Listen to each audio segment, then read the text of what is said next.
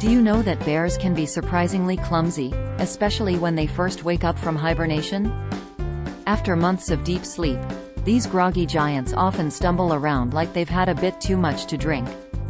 Imagine a massive grizzly trying to get its bearings, tripping over logs and rocks, and generally looking like it needs a strong cup of coffee. This post-hibernation clumsiness is not only adorable but also a reminder that even the mightiest creatures have their awkward moments.